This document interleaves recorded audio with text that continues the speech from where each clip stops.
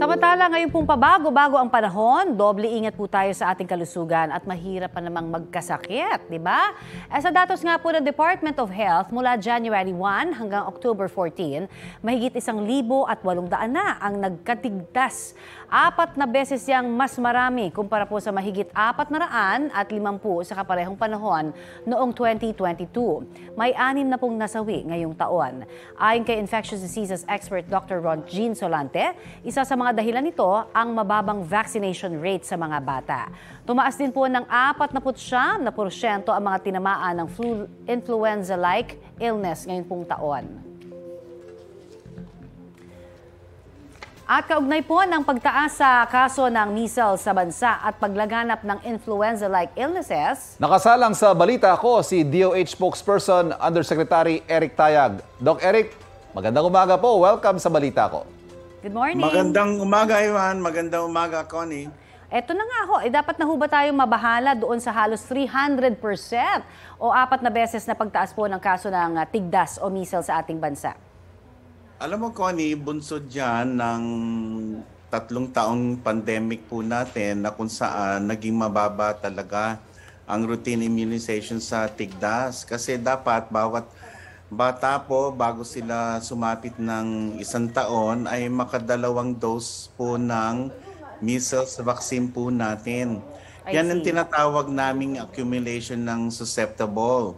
Ibig sabihin, yung dami ng bata, taon-taon na hindi nabakunahan, naiipon po yan at maaaring tumaas nga. Kaya nga, kung matatandaan, Connie, hingi kami ng tulong sa inyo para mapalaganap natin. At nakumpleto na namin ng supplemental immunization activity sa tigdas na kung saan umabot naman tayo ng 85%. Okay, good. Subalit po nakikita natin at lalo na sa pagtatapos ng taon ay asahan pa rin tataas po yung bilang ng tigdas. Kaya nga pinapakiusap po namin sa mga magulang, yung mga baby nyo po, dalhin nyo na para mabakunan ng libre po. Huwag nyong ipagsasawalang bala. Bagamat sa tala namin, 6 lamang yung namatay, bawat buhay po mahalaga, Connie.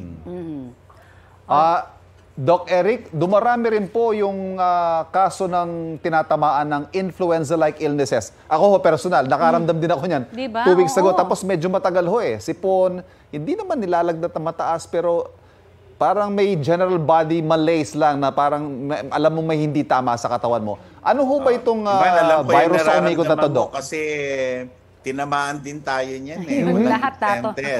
Oo, buong taon ay tumaas talaga yung influenza-like illness at sa tala namin, kalahati nito, mga batang wala pang 9 na taon. Sa mga senior citizen naman, may tinatamaan din.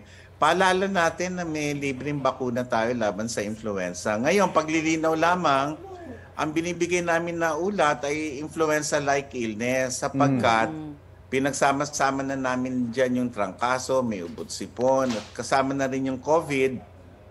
Pag may nakuha ho kaming sample sa mga nagpapatingin ho sa amin, pinapa-confirm ho namin. At tama nga, may ilan-ilan sa kanila na COVID pala, hindi lang trangkaso. So yung influenza-like, hindi naman lahat influenza yon.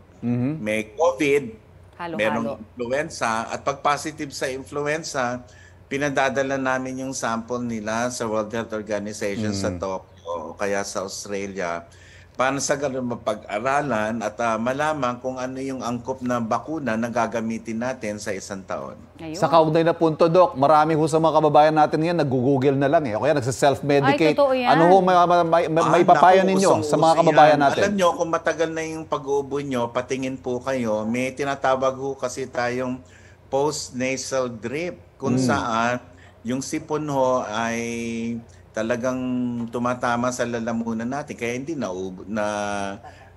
ano yung pag-ubo natin. At saka yung may hika o kaya naman yung sinasabi nga natin na talagang parang na-allergy na. Yung iba nga tinitingnan namin at nagne-nebulize na rin ng mga gamot. Importante ho, tama yung sinabi ni Ivan at saka ni Connie, kumonsulta muna po kayo dahil mahal din naman ng gamot. Totoo. At saka amihan season, talaga Yes, expected yan oo. na darami. O ang dapat natin bantayan, yung iba kasi ay nag-antibiotics kagad. Nako. Wag nyo pong gagawin yan, Ayan. lalo na hindi naman po kailangan. Ayan, huwag mag-self-medicate. Paalala ho namin, kung mangyari ay wag muna kayong pumasok sa trabaho o para wag maghawa-hawa.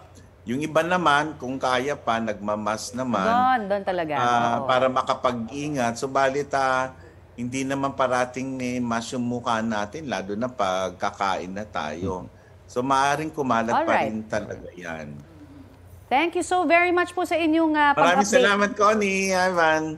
Yan po naman si DOH spokesperson Yusek Eric Tayag. Balita ko, may tututukan kayo tuwing 10:30 a.m. sa GTV. Alamin ang mahahalagang balita at impormasyong dapat niyong malaman sa Balita Ko tuwing Lunes hanggang Biyernes. Mag-subscribe din sa GMA Integrated News sa YouTube.